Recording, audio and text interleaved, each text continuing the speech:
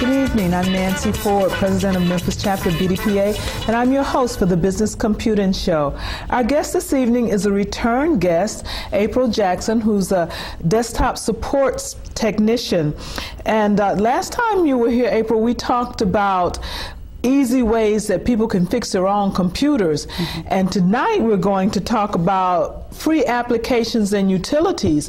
So I really appreciate your coming back to help our viewers save money, because that seems to be your area of expertise, really. It's showing us how to do things for ourselves, which I think is a great thing. Mm-hmm. So thank you for coming back. Let's start out, first of all, talking about finding applications and utilities. What are some of the different things that people call applications? They can call them programs. Applications is a common term, but programs is really my favorite because it's simple and most people know what a program is and what a program does. It's a piece of software that runs on your computer that does something that you need it to do. Okay, so and I guess that's why we need programs. Right. Will the computer do anything without a program? It will load. It will show you the pretty desktop screen. But without a variety of different programs, there's not a whole lot you can do on the computer. And it'll make a nice paperweight. Not very portable, but right. So it's important to have programs, which generally end up costing us most times more than the computer itself if we buy them. Right. Now we're talking about applications and utilities, so I imagine that there must be some difference.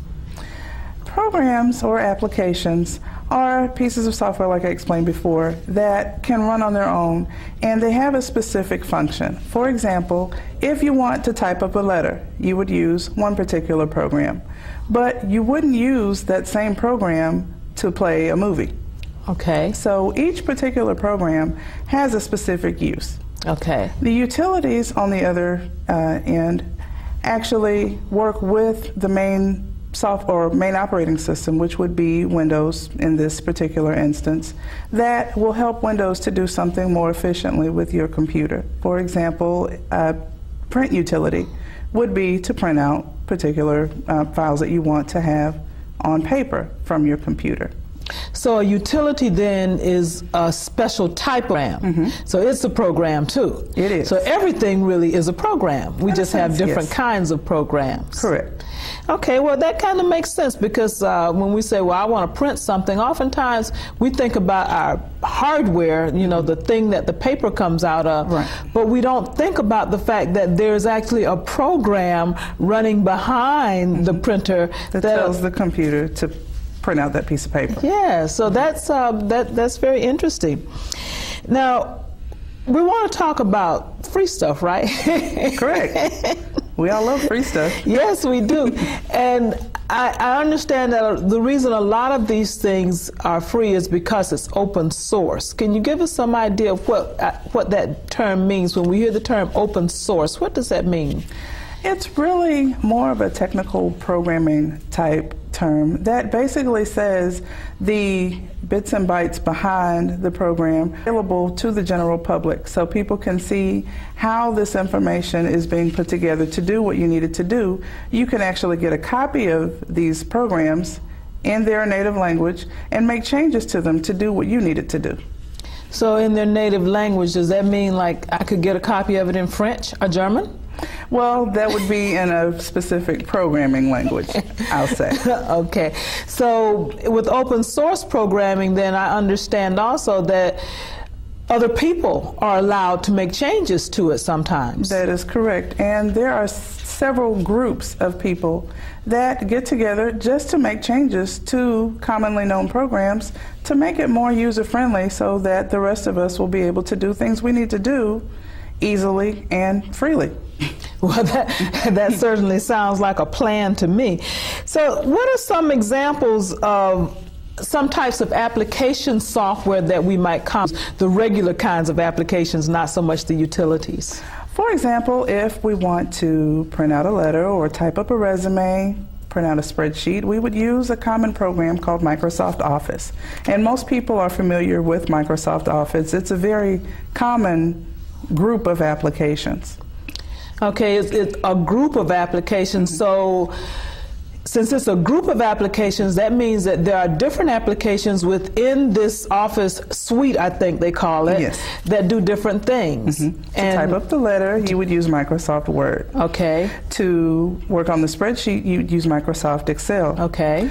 If you want to put together some slideshow presentations, you'd use Microsoft PowerPoint. Okay. And if you want to work with a database, you'd use Microsoft Access. Okay. And I'd also spend a lot of money in order to be able to use Microsoft Office. They really love their program. Yes, they really do, and lots of other people as well. Is there a workaround? Is there a way that I can do all of these things and do it at least as well or almost as well without spending all of that money? There are, and when we mentioned the open source before, programmers have gotten together and written their own version of Microsoft Office programs for free so that we can download them and be able to use the same files that are created in the Microsoft Office programs in the open source program. And what they have named it is Open Office. So that's kind of easy to remember, huh? And they named it Open Office because Office, like I said, is that group of programs that Microsoft created, but it's open or free for us to use. Okay, so Open Office I can use that instead of Microsoft Office, but suppose you send me a document and you did it in Microsoft and I don't have Microsoft Office, I have Open Office. Can I open that document? You actually can. Open Office is a suite of programs that open and use the same type of files that Microsoft Office programs use, and I believe the program in Open Office is called Write. Okay. And it opens the same type of files that are created in Microsoft Word. And when we talk about file types, we're talking about those 3 letters after the dot, right? Well, for the most part, 3 letters. I think some of the newer ones have 4 letters now. So Microsoft Word usually uses a .doc extension. Correct. So OpenOffice Write will open a .doc, a DOC file. It will. And what about the Excel file? I believe the Open Office program is called Calc. Calc. So anything I can do pretty much in Microsoft Office? You can do an Open Office. I can do an Open Office for free. I like free. Good. Free is good. It is. All right. Now, we talked about utilities. Give me an example of what a utility might be. Probably the best utility that you need to have on your computer would be an antivirus program to keep away the bad things that especially come with infected files that you get through email or from browsing the internet. Okay, and now that means that when I buy a computer, I need to buy some antivirus software if I'm planning to be on the internet, right? Or you can get it for free. Oh, I can get it for free. I like free. So now, what are some examples of some of the free stuff? One example is Avast, A-V-A-S-T, antivirus. You can download it and you'll install it on your computer, and you have free use of it for a year. And all you have to do is register. And once that year is up, it'll give you a little reminder saying register. You re-register, and you have another year of free use.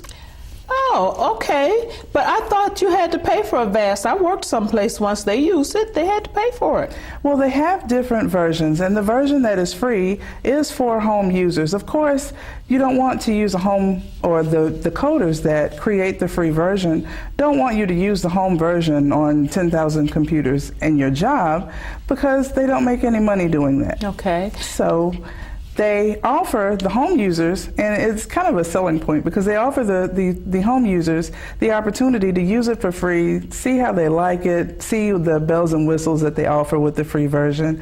And those who have, I guess, the purchasing power at work can suggest the commercial versions when they go back to work and say, hey, this product works so well on my PC, why don't we try the business version on our computers? And it's a win-win situation for all. And it's kind of a give back for some of these software people, huh? Right. So now there's Avast, and are there others? There's AVG. AVG. Let's see. Those are the two that I know of that are most common. Okay. That are free. And what about some other types of malware that we may be concerned about in terms of utilities? Because it's not just about viruses anymore. Mm-hmm. There are also some free utilities that keep away spyware. Spyware is the bad stuff that gets on your computer that can actually watch where you're going on the internet. It kind of keeps track of all the different internet sites that you go to, and it'll even start popping up screens based on the places you visit, saying, hey, don't you want to try this or buy this? And it's usually related to some site that you visited before.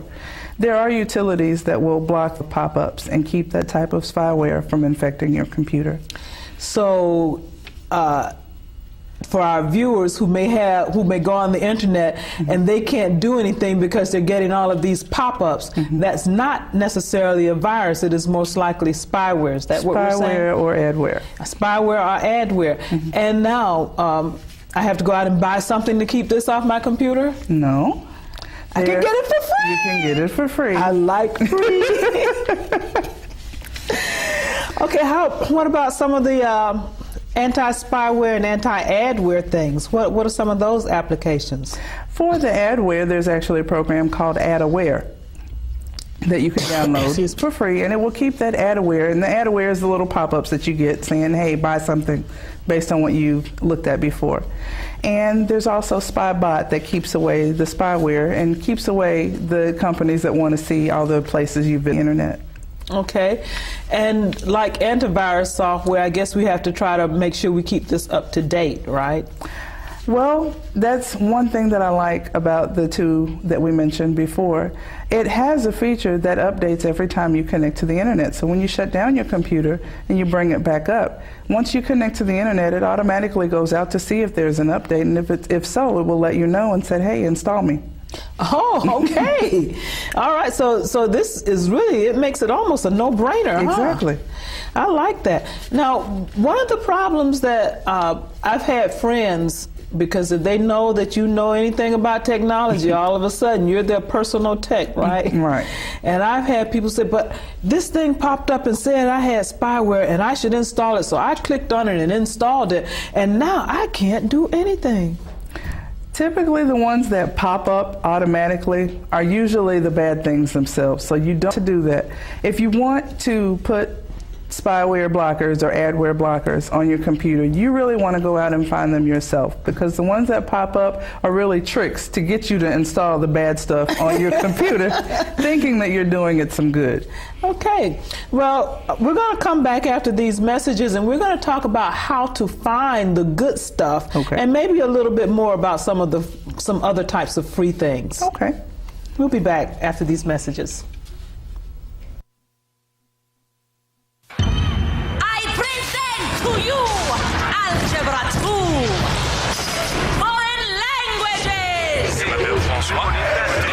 And finally, biology.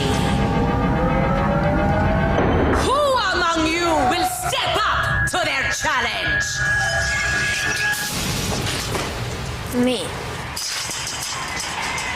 Yeah, I'll do it. Me too. Sign me up. Take on classes now. You need them to prepare for college. I think I got one of the coolest jobs in the world. This guy has talked his wife into a 50-inch plasma TV, and I get to come in there and make that dream come true and hook this TV up and see this guy watch his brand new TV for the first time. If you've never seen true high def, those customers that are getting it for the first time and seeing the difference, it's like they're being introduced to TV all over again. It's a cool job, and it's really cool. I care. I care. I care. I care. I care. Comcast cares. It threatens the lives of more than 15 million Americans. Like heart disease. Like heart disease. Its symptoms can be misleading. Like diabetes. It's biologically based. And like cancer. It can be fatal. It is depression. And like other life-threatening illnesses, depression can be treated. Which means there's hope. Hope. There's hope for everyone who has it. Or at depressionisreal.org. Good news, guys. The distributors are on board. Comcast Business Class has visual voicemail, a tool that lets your small business see and hear the glorious fruits of your labor. And with digital voice options like unlimited local and long-distance calling and fax service, your small business has the same tools as the big guys. You hear that, big guys? Or do you want us to turn it up? Comcast Business Class. Turn your office on. Call now to get Comcast Business Class voice, internet, and TV for $99 a month. Welcome back to the Business Computing Show, where our guest this evening is Miss April Jackson, and we're talking about finding free stuff on the internet, and this is great. I like free. I like free too.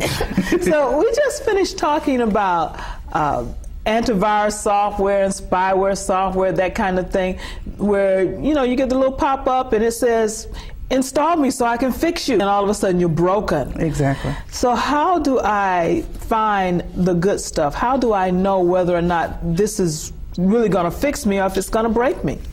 Well, the key is to do your research. You can start by asking people that you know, even your computer-related friends, because they seem to have a wealth of information about different tools and utilities that are out there, and they have some experience using them. So talk to your computer friends, talk to everyday people, find out what they're using and find out if they like it or not. Okay. Also, you can go on the internet, and I like to say Google is my friend. Okay. Because if you type into Google or your favorite search engine, whatever that may be, and type utilities or type antivirus, whatever it is you're looking for, you'll find a list of websites and a lot of information. You can find out reviews, what people are saying about different programs, find out if it's bad or ugly. Okay. And find out a lot more than you can just looking at some pop-up on the screen. And even if the pop-up comes up on your screen saying install me, if it has a program name, you can go to your search engine and type in that program name and see if this actually is a good program to install or not. Typically it's not, though.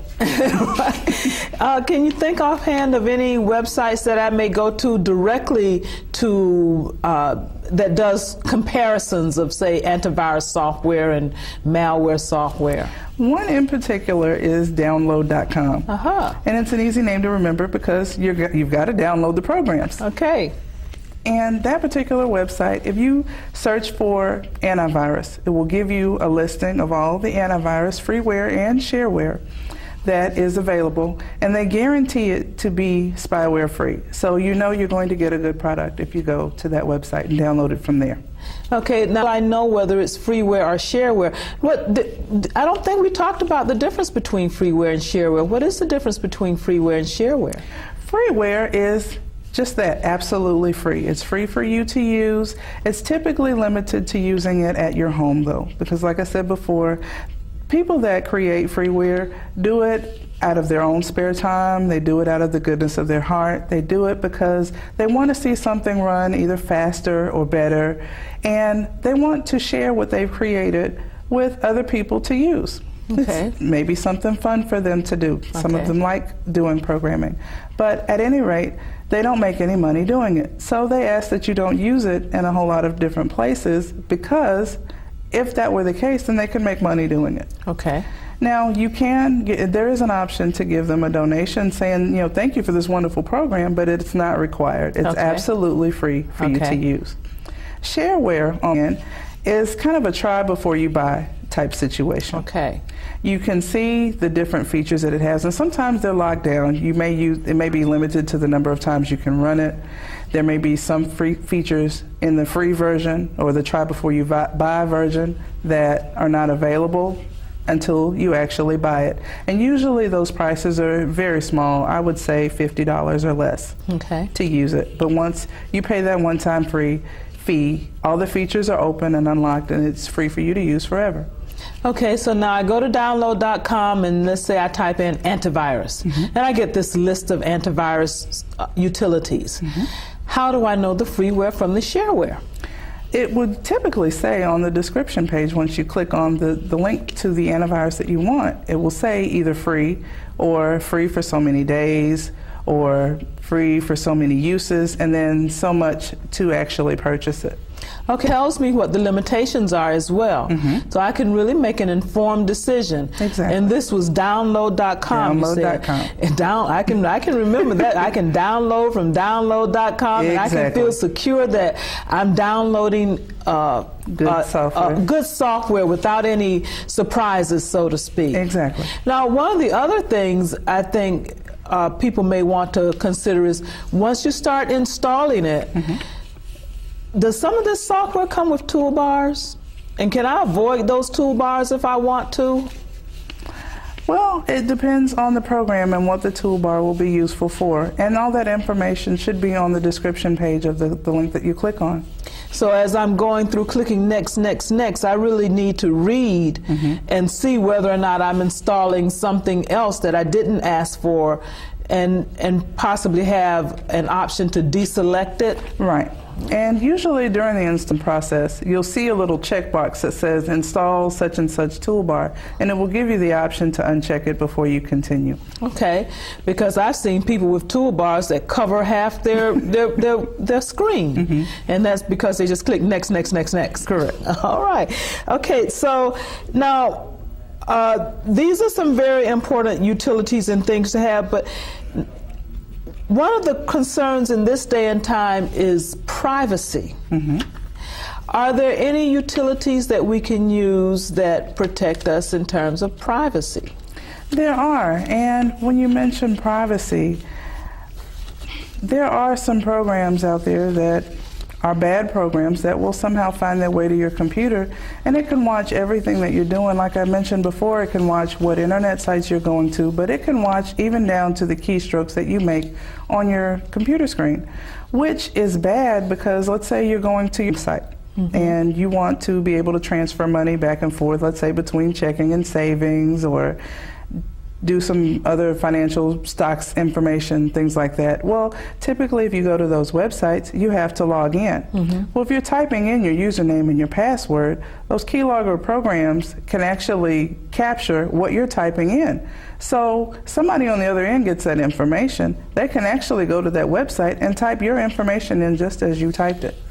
So if I want to protect myself against that, I can either go to my favorite search engine or to download.com and do a search for free keylogging thingy to stop me or whatever, right? Correct. And then I can do that. And what about parental control? And I can find free parental control so that I can know what my kids are doing? And you can actually block, and that's another safety issue that parents more especially are concerned with. The children are being required to get on the internet at a very young age to do research for different projects and things that they have for their classwork. Well, along with getting on the internet for that, there are all types of things that they can be exposed to, porn and child predators and things of that nature that we want to protect our kids from. And there are actually free programs on download.com that you can search for that will actually protect your children from that information. You can actually block certain websites so that even if your children type the website in, they won't be able to see it. Okay, and I can actually download a keylogger that I can use to see what my kids are doing, right? Exactly. And it'll track their, and so in that case, a keylogger is a good thing. That's a good thing. But I don't want people logging my keys. I just want to log my kids' keys. Now, there are a couple of applications that are more robust, I understand, like paint.net. You know, it's like a little simple thing like the paint that comes on my computer, right? It's a lot more advanced than that. If you want to think of a paid program to compare it to, it would be more like Adobe Photoshop. And it's free. Paint.net is free. That's Photoshop is not. And then there's another application that I've actually used because when they give me a copy of this program and it's in DVD format and I want to convert it so I can put it on my iPod and watch it, and it's called Format Factory. And guess what? What? It's free! And it does the work that Easy Media Creator does. I've actually heard of Format Factory. You can actually take a video file or a music file, you can convert it, like you said, to put it on your MP3 player or iPod, BlackBerry. You can, like you said, the video file to post out on the internet. There are all sorts of things you can do with Format Factory, and it's free. And it's free. I like free.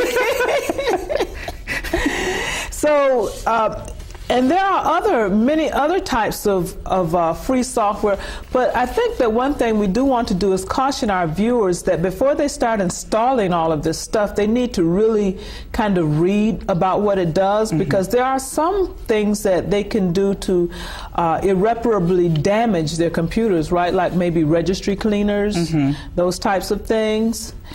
Now, the registry cleaners, they actually get deep within your Windows system, and they make changes to Windows system files. Now, if you don't really know what you're doing with the registry, you really want to stay away from actually touching it yourself.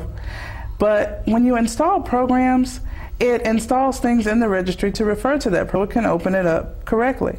Well, if you decide to uninstall that program, it will leave different bits of itself on your computer, and those registry cleaner utilities are designed to clean up the little bits that are left behind. And so that your computer runs more efficiently. Correct. Okay, so now if, let's say we didn't talk about something and somebody needs a free program for something we didn't discuss, how would they find it? Download.com. Download.com or Google is my friend. And Google is free. It is free. It is free. And there's some other search engines as well that people might like, you know. There are. Yahoo is one in particular. You can go to msn.com. And a lot of different websites, even your internet service provider, if they've set their homepage as the page that comes up when you open the internet, they typically have a search bar that you can use to type in free utilities. Okay, well, so much for all of this free information. I do appreciate your coming tonight, and I'd like to thank our audience for tuning in. And again, our guest has been April Jackson, talking to us about free stuff. I'm Nancy Ford, president of Memphis BDPA. I've been your host for the Business Computing Show. And until next time, be well.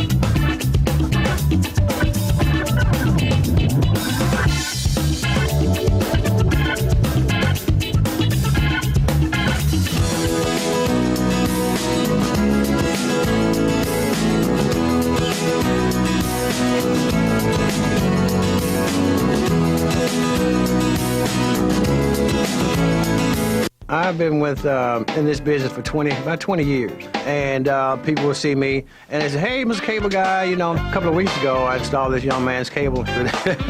He said, "I remember you when you hooked up my mama's cable, and I was a little one." And then now he's a young man, and I don't know whether he'll be in the business long enough to get his kids on song. And you can meet them in the grocery stores, in the bank, and they know your face, they know you're a good guy, and people can always speak to kindness and good service. I care. Comcast cares. Don't miss a minute of your favorite shows with Comcast HD DVR.